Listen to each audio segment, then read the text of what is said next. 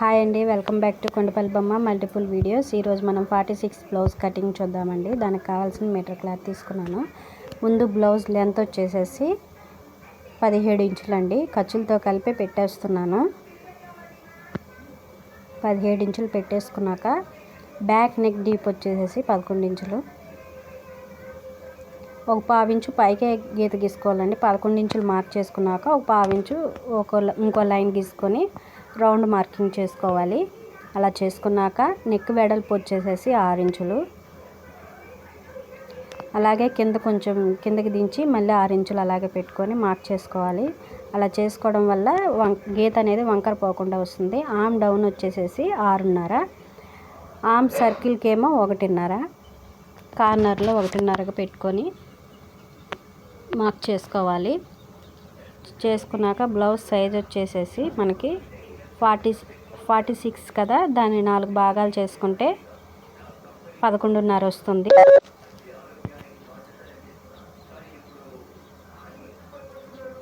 ఆ 11.5ని మనం మార్క్ చేసుకుందాం. ఇప్పుడు నేను చూపించిన విధంగా మీరు కూడా చేయండి.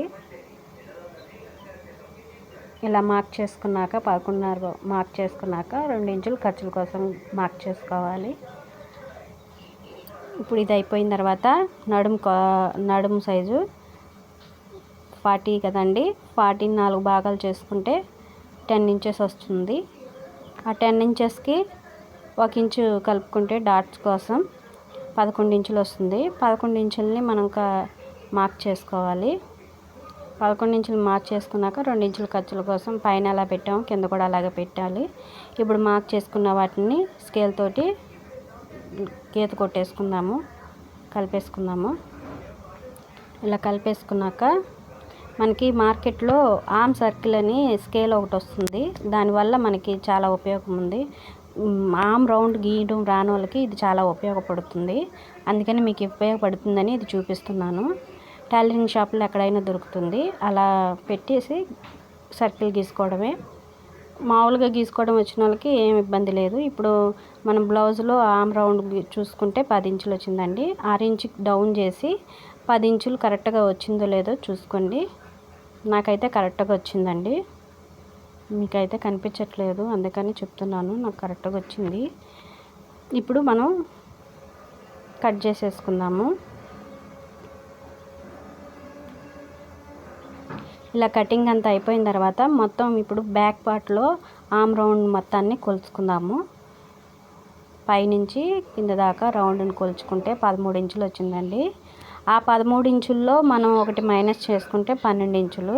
ఇది ఎందుకంటే మనం హ్యాండ్ కటింగ్ చేసేటప్పుడు మనకు ఉపయోగపడుతుంది, అది గుర్తుపెట్టుకోండి. అలాగా మీరు కూడా హ్యాండ్ కటింగ్ చేసేటప్పుడు చేసుకోండి. ఇప్పుడు మనం బ్యాక్ పార్ట్లో 2 ఇంచులు లోపలికి మడుచుకొని క్రాస్గా పెట్టుకోవాలి ఫ్రంట్ పార్ట్ తీసుకోవడానికి. ఇప్పుడు నేను చూపించిన విధంగా క్రాస్గా పెట్టుకోండి.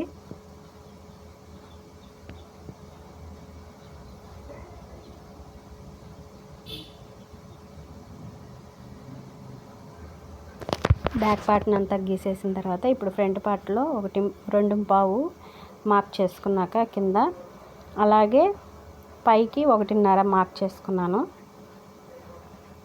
కింద నుంచి పైకి 1.5 మార్క్ చేసుకున్నాను. అక్కడి నుంచి ఇప్పుడు మనకి కప్ షేప్ వచ్చేసేసి 3.5లో దాన్ని సగం చేసుకుంటే 1.7 మార్క్ చేసుకోవాలి రెండు వైపులా. అలా మార్క్ చేసుకున్నాక 6 ఇంచు కింద డౌన్ చేసుకొని డాట్ పొడవు వచ్చేసేసి 3.5 పెట్టుకున్నాను.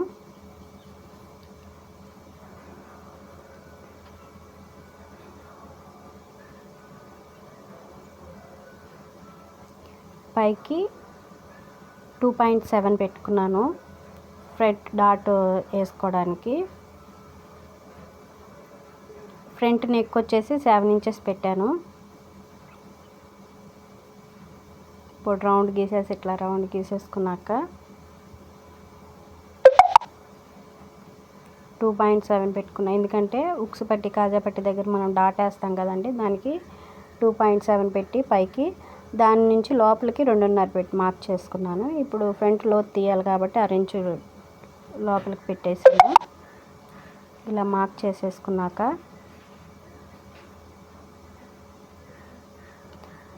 చివర ఫ్రంట్ పార్ట్లో చివరికి ఒక 1/2 ఇంచు పైకి పెట్టుకొని ఇప్పుడు మనం చూపించిన మార్క్ చేసుకున్న గీతలన్నీ కలిపేసుకోవాలి.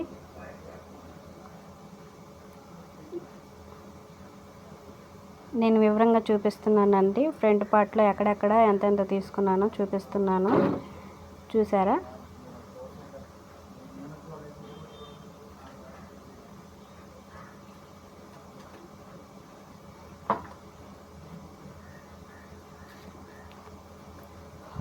కొంచెం 1/2 ఇంచు బయటకు అనేది తీసుకొని దాంట్లో గీత కలిపేసుకోవాలండి. ఫ్రంట్ పార్ట్ ఫిట్టింగ్ బాగా వస్తుంది.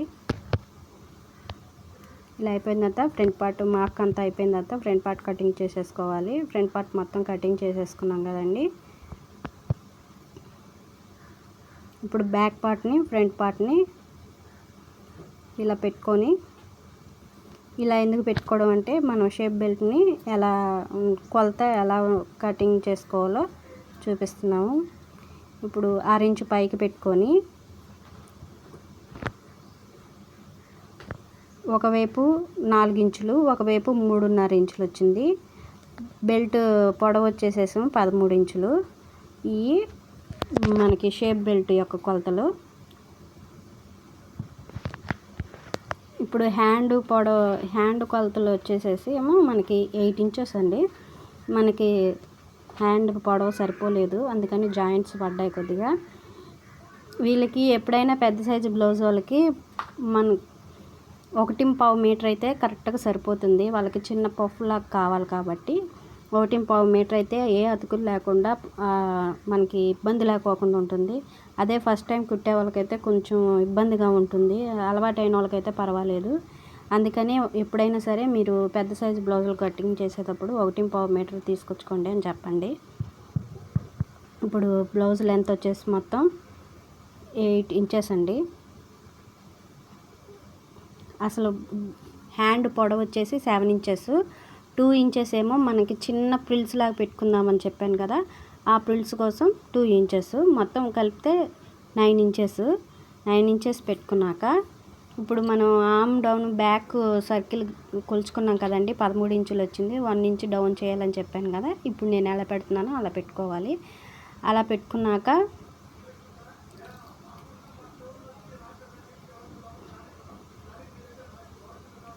మనకు హ్యాండ్ లూజ్ వచ్చేసేసి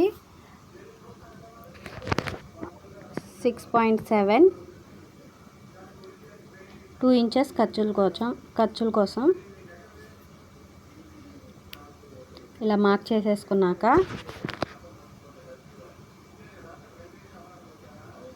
నాకు ఒక 1/2 ఇంచు తగ్గిందండి. అంత జాయింట్లో చేసిన తర్వాత కూడా ఒక 1/2 ఇంచు తగ్గింది. వీటిలన్నిటిని మళ్ళీ నేను జాయిన్ చేసుకొని హ్యాండ్ను అంతా కటింగ్ చేసుకోవాలి. అందుకనే చెప్తున్నాను, ఎటువంటి ఇబ్బంది లేకోకుండా ముందుగానే పెద్ద సైజు బ్లౌజులు వాళ్ళకి 1.5 మీటర్ క్లాత్ తీసుకొచ్చుకోండి అని చెప్పండి.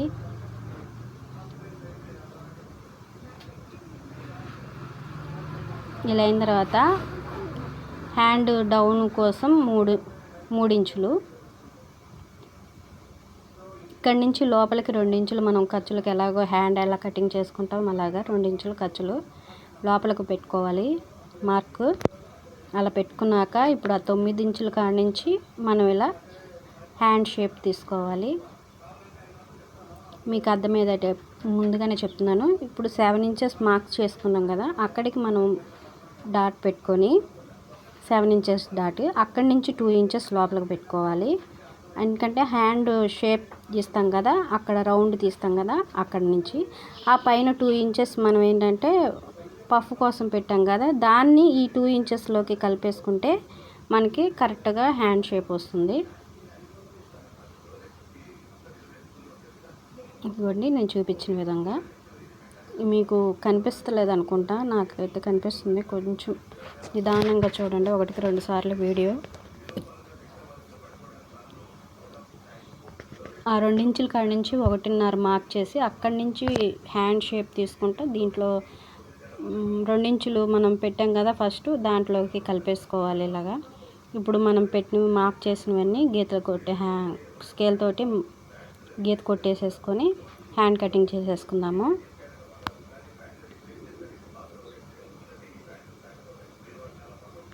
ఇదంతా జాయిన్ చేసుకునే పాటికి చాలా ఇదవుతుందండి.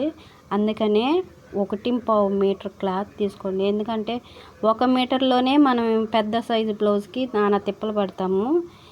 ఇప్పుడు చిన్న పఫ్ కావాలి, హ్యాండ్ పొడవు కావాలి అంటే కుదరదు కదా. ఎంతో కొంత మనకి జాయింట్లు పడుతూనే ఉంటాయి. కాబట్టి అలా జాయింట్లు లేకుండా ఉండడానికి క్లాత్ మట్టికి 1.5 మీటర్ క్లాత్ తీసుకోండి. ఇలా తీసుకున్నాక హ్యాండ్ కటింగ్ చేసేసుకుందాము. వీటిలో హ్యాండ్కి బెల్ట్ వేసుకోవడానికి వేరే క్లాత్, నేను అదే లైనింగ్ క్లాత్లోనే వేరే క్లాత్ అడ్జస్ట్ చేస్తాను. ఇప్పుడు షేప్ బెల్ట్కి నా దగ్గర ఉన్న క్లాత్లోనే తీస్తున్నానండి. షేప్ బెల్ట్ తీసుకుందాము. షేప్ బెల్ట్ కొలతలు తీసుకున్నాం కదా. ఒకవైపు 4 ఉక్సులు పట్టి వైపేమో 4, హ్యాండ్ జాయింట్ చేసే వైపేమో 3.5 అని చెప్పాను కదా. బెల్ట్ పొడవు వచ్చేసి 13 ఇంచులు అని చెప్పా కదా. అలా మార్క్ చేసేసుకొని ఇటువైపు 4 ఇంచులు, 13 ఇంచులు బెల్ట్ పొడవు, అటు సైడ్ 3.5 ఇలా మార్క్ చేసుకున్నాక ఇటు సైడ్ మనం ఖర్చుల కోసం 2 ఇంచులు పెట్టాం కదా స్ట్రైట్గా రావడానికని లోపలికి 2 ఇంచులు మడిచానండి. షేప్ బెల్ట్ కరెక్ట్గా వస్తుందని. మనం పైన 4 ఇంచులు పెట్టాం కదా, దానికి 1 ఇంచు తగ్గించుకొని 3 ఇంచులు లోపలికి పెట్టుకొని ఆ కింద నుంచే మళ్ళీ 2.5 ఇంచులు పైకి పెట్టుకుంటే షేప్ కరెక్ట్గా వస్తుంది. షేప్ బెల్ట్ది షేప్ అనేది ఇప్పుడు అలా గీసేసుకున్నాక షేప్ బెల్ట్ కటింగ్ చేసేసుకుందామండి. ఒకేసారి మనకి 4 పీసులు కరెక్ట్గా వచ్చేసినాయి. చూసారా, ఇలాగా ఎక్స్ట్రా క్లాత్ మందే పడుతుంది. అందుకనే 1.5 మీటర్ క్లాత్ తీసుకోమని కరెక్ట్గా వాళ్ళకి కళాఖండికి చెప్పేసేయండి. ఇలా కటింగ్ చేసేసుకున్నాక నేను మెయిన్ క్లాత్ని కూడా కట్ చేసేసుకున్నాను. ఇంతేనండి, hand cutting, back part, front part, hand cutting అన్నీ అయిపోయినాయి. చాలా ఈజీగా బ్లౌజ్ కటింగ్ చేసేసుకోవచ్చు. మీకు అర్థమైంది అనుకుంటున్నాను. అర్థమైతే ఒక లైక్ చేసి, షేర్ చేసి, సబ్స్క్రైబ్ చేసుకోండి. Thank you for watching.